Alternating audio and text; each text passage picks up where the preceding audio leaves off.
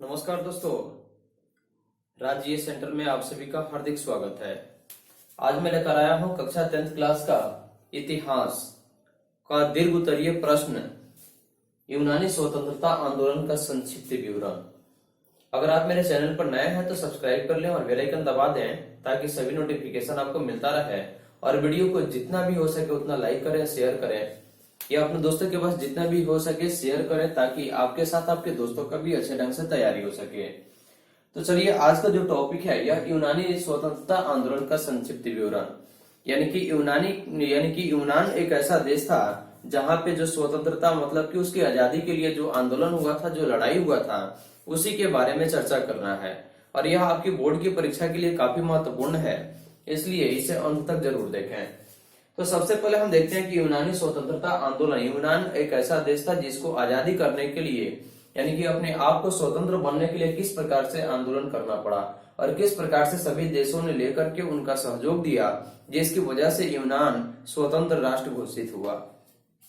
तो देखिए, हम सबसे पहले लेकर चलते हैं कि यूनान जो एक ऐसा देश था जिसका अपना अतीत मतलब होता है पुराना, यानी कि बीते हुआ जो समय था, यानी कि यूनान का अपना गौरवमय, यानी कि यूनान का अपना स्थिति जो था अतीत यानी बीता हुआ जो समय था ना, वह काफी बहुत बढ़िया था, यानी काफी अच्छा था, जिसको बताने की आवश्यकता खासकर उतना नहीं है। लेकिन फिर भी हम जानते हैं कि गौरवमय यानी कि अतीत बीते हुए समय जो था वह काफी समृद्ध, शक्तिशाली और अच्छा था। तो देखिए, अतीत होने के कारण उसे पाश्चात्य का मुख्य स्रोत माना जाता है, यानी कि पीछे, यानी कि जैसे कि किसी की अगर काफी बढ़ावा होती है, पहले से अगर काफी संपन्न हो और बाद में किसी कारणवश अगर उसकी स्थिति बदतर होती है यानी खराब होती है, तो वह एक पाश्चात्य का स्रोत बन जाता है। तो यूनान का अपना गौरवमय अतीत होने के कारण उसे पाश्चात्य का मुख्य स्रोत माना जाता था। उनकी सभ्यता की साहित्यिक प्रगति, साहित्यिक मतलब कि वहां पे जितने भी विज्ञान क्षेत्र में जो काम हुए थे या जितने भी प्रकार से वहां के लोगों के अंदर की भावनाओं जो था वह, यानी कि उनकी सभ्यता साहित्यिक प्रगति माने विकास, विचार, यानी कि लोगों की अपनी जो भाईचारे की जो स्थिति थी या जो भाईचारा बनने का जो वह सपना था या जो स्थिति थी, उसको विचार, दर्शन माने देखने योग्य, कला, चिकित्सा, विज्ञान आदि क्षेत्र की उपलब्धियां यूनानियों के लिए प्रेरणा स्रोत थे। यानी कि क्योंकि जो समय उनका जो पहले था यानी कि काफी अच्छा था और वह युद्ध होने के क्रम में यानी कि सभी तहस नहस हो गया, तो यह एक प्रेरणा का स्रोत रहा ताकि यादगार के लिए कि हमने पहले कैसे थे, उसी प्रकार से यानी कि यूनान की स्थिति ऐसी उत्पन्न हो गई। और साहित्यिक प्रगति, विचार, दर्शन, कला, चिकित्सा, विज्ञान आदि के क्षेत्र की उपलब्धियां यूनानियों के लिए प्रेरणा स्रोत थे। पुनर्जागरण का मतलब होता है जैसे कि एक काल समाप्त हो गया और फिर से उस काल की शुरुआत की जाए, उसी को हम पुनर्जागरण कहते हैं। तो पुनर्जागरण काल से ही पाश्चात्य देशों ने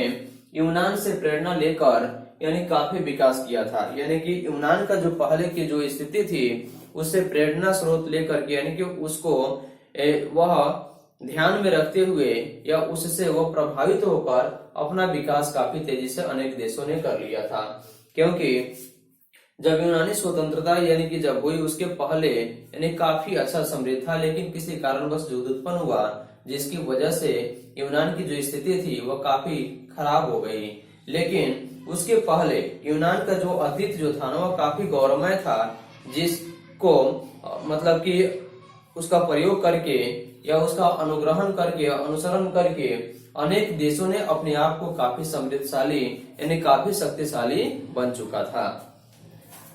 तो विकास किया था। परंतु इसके बावजूद यूनान अभी भी तुर्की साम्राज्य के अधीन था। अधीन मतलब होता है उसके यानी कि शासक देश कोई और था, यानी कि कौन था? तुर्की था। यानी कि इतना समृद्ध होने के बावजूद भी यूनान अभी भी तुर्की साम्राज्य के यानी कि तुर्की जो देश था उसके अधीन था, यानी कि उसका यानी कि दास बनकर के, नौकर बनकर के रहा करता था, क्योंकि यूनान पर तुर्की देश के शासक का ही अपना शासन होता था।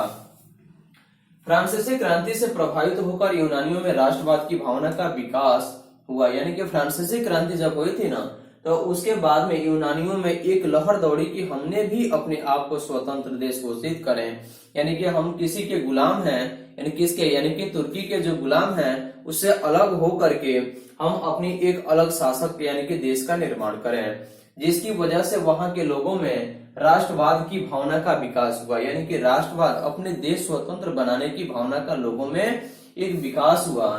जिसके आधार पर धर्म, जाति और संस्कृति के आधार पर, यानी किसी भी देश या किसी भी समाज को बढ़ावा करने के लिए सबसे पहले वहां की जरूरत होता है धर्म, जाति और संस्कृति, क्योंकि धर्म, जाति और संस्कृति के आधार पर ही हम किसी भी क्षेत्र का विकास कर सकते हैं। अगर धर्म, जाति और संस्कृति के बारे में अगर हमें जानकारी नहीं हो तो उस क्षेत्र के विकास करना काफी असंभव साबित होता है।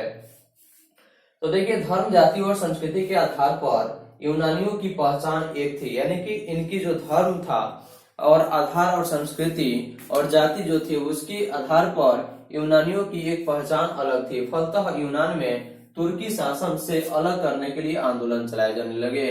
यानी कि वह, जैसे कि यूनानी जो देश था वह तुर्की देश से अपने आप को स्वतंत्र होने के लिए, समृद्धशाली अपने आप को एक बनने के लिए उन्होंने यूनान में तुर्की शासन से एक आंदोलन शुरू हो गया, यानी कि एक लड़ाई होना शुरू हो गया। रूस का यूनानियों के पक्ष में, देखिए यूनान जो था ना उसके पक्ष में किसी ने साथ नहीं दे रहा था, लेकिन रूस एक ऐसा देश था जिन्होंने यूनानियों के पक्ष के होने के कारण क्या कर दिया, ऑस्ट्रिया के दबाव से वह युद्ध में सामने नहीं आ रहा था। कौन, यानी कि रूस जो था ना यह यूनानियों के पक्ष में था, लेकिन ऑस्ट्रिया एक ऐसा देश था जिसका दबाव था किस पर, यानी कि आपका रूस पर दबाव था, जिसके कारण वह सामने नहीं आ रहा था। परंतु जार निकोलस जो रूस का जो शासक था, साम्राज्य का शासक था, उन्होंने खुलकर यूनानियों के समर्थन करने लगे। कौन, यानी कि जार निकोलस जो था ना, यानी रूस के यूनानियों के पक्ष में होने के बावजूद भी ऑस्ट्रिया का दबाव इतना ना अधिक था जिसकी वजह से वह सामने आकर के, यानी कि खुल करके लड़ाई करने में साथ नहीं दे पा रहा था। लेकिन जार निकोलस द्वारा जब खुलकर यूनानियों का समर्थन करना शुरू हो गया, यानी कि यूनान को जार निकोलस ने अपना समर्थन यानी कि खुलेआम करना शुरू कर दिया, तब अनेक देशों ने यूनान को समर्थन करने लगे, क्योंकि एक समर्थन करने वाला आ गया। कौन, जार निकोलस। अगर जार निकोलस नहीं होता तो कोई भी देश इसको देश यानी कि स्वतंत्र कराने के लिए इसको सहयोग नहीं करता, किसको, यूनान को, जिसकी वजह से यूनान को समर्थन करने लगा, जिसके फल स्वरूप यूनान युद्ध में विजयी हुआ, क्योंकि पहले अकेला लड़ रहा था, लेकिन जब यह सभी देशों ने उसके साथ हो गए तो तुर्की से उसकी विजय हो गई। किसके, यानी कि यूनान की विजय हो गई और सन 1832 ईस्वी को उसे स्वतंत्र देश के रूप में घोषित कर दिया गया। तो उसके बाद में 1832 के बाद में यूनान जो था यह एक अपने आप को स्वतंत्र, समृद्धशाली और शक्तिशाली राज्य के यानी कि देश के रूप में उभर कर आ रहा है। इस तरह से कहा जाता है कि यूनानी स्वतंत्रता आंदोलन में अनेक भावनाओं को जागृत करते हुए स्वतंत्रता आंदोलन के फलस्वरूप यूनान का विकास या समृद्धशाली एक देश के रूप में उभर कर सामने आया।